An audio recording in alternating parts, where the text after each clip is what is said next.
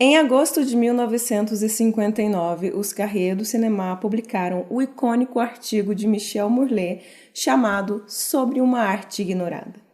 O texto foi apresentado em itálico, demarcando uma certa estrangeirice daquelas ideias, sugerindo uma perspectiva que era ao mesmo tempo interna e externa aos Cahiers. A introdução, possivelmente escrita por Romer ou Rivette, ou até mesmo por ambos, indicava uma afinidade parcial com o artigo e alertava para o seu conteúdo extremista. O artigo de Mourlet é considerado por muitos como um dos manifestos artísticos mais diretos já escritos sobre o cinema. Mourlet delineia uma concepção de mise-en-scène que em grande parte já havia sido trabalhada por Rivette e Romer, mas com uma abordagem mais essencialista e meticulosa. Ele historiciza o cinema, adaptando as 3 fases da estética hegeliana ao contexto cinematográfico: a arte simbólica, a arte clássica e a arte romântica. A arte simbólica, segundo Mourlet, refere-se ao cinema mudo e suas diversas escolas que ele considera formas aberrantes que tentavam compensar a ausência de som através de uma plástica visual hipertrofiada, como as distorções expressionistas e colagens vanguardistas, por exemplo. Mourlet vê essas tentativas como insuficientes e distorcidas em relação ao potencial do cinema. A arte clássica, por sua vez, representa a harmonização entre matéria e forma, alcançada nos filmes sonoros de cineastas como Mizoguchi,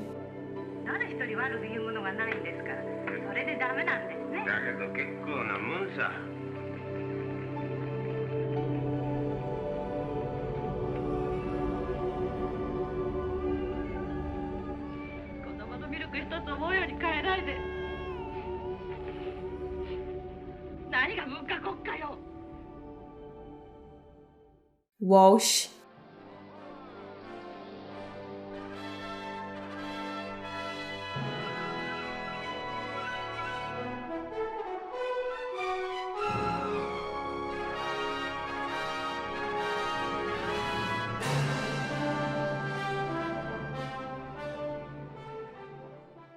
Preminger, was the only one who really knew her. Through me, she met everyone, famous and the infamous.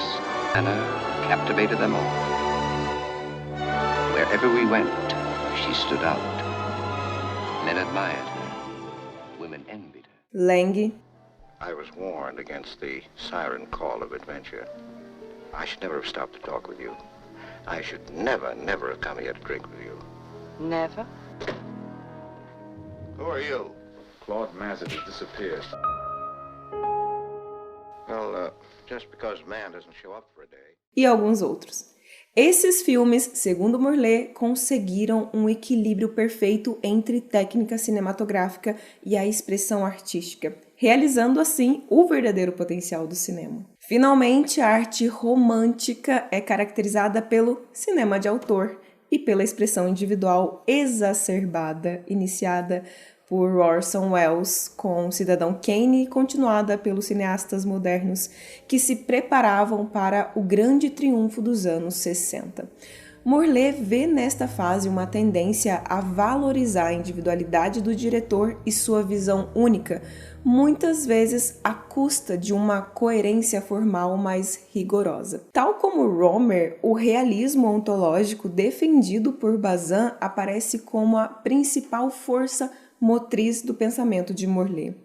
Utilizando uma perspectiva ideal evolucionista de Bazin, Mourlet divide os cineastas em 2 categorias: aqueles que traem a vocação original do cinema e aqueles que respeitam e enriquecem. Para Mourlet, a vocação original do cinema é revelar a verdade ontológica que existe em estado latente no mundo fenomênico, uma verdade que o realismo objetivo da câmera tem o poder de catalisar ou trazer à tona. Para Mourlet, encontrar o equilíbrio que configura a mise-en-scène é crucial. Isso significa evitar tanto a sobrecarga e a estilização expressionista, quanto o simples registro bruto do real. Ele argumenta que é necessário capturar o mundo de forma imediata, sem outros meios que não os mais naturais, e ao mesmo tempo estruturá-lo dentro de uma construção cênica e dramática. Dessa forma, Morley critica o realismo de Rossellini, considerando-o insuficiente, pois abdica de ordenar o real e se entrega apenas uma das dimensões do cinema, o documentário, esquecendo-se da outra. Morley acredita que ambas as dimensões devem se interpenetrar para criar uma obra cinematográfica completa. Por outro lado, ele também rejeita cineastas como Hitchcock e Wells, que, segundo ele, impõem seu gênio sobre cada mínimo detalhe, sufocando a realidade pela significação. Morley vê essa abordagem como uma traição à vocação do cinema, que deveria se concentrar em revelar a verdade ontológica do mundo, e não em distorcê-la ou moldá-la segundo a visão do diretor. O verdadeiro desafio aqui, então, é captar o mundo de forma autêntica e imediata, ao mesmo tempo que estrutura essa realidade dentro de uma forma significante e dramática. Esse equilíbrio delicado entre o real e o artístico é o que define a grandeza do cinema, segundo Michel Morley.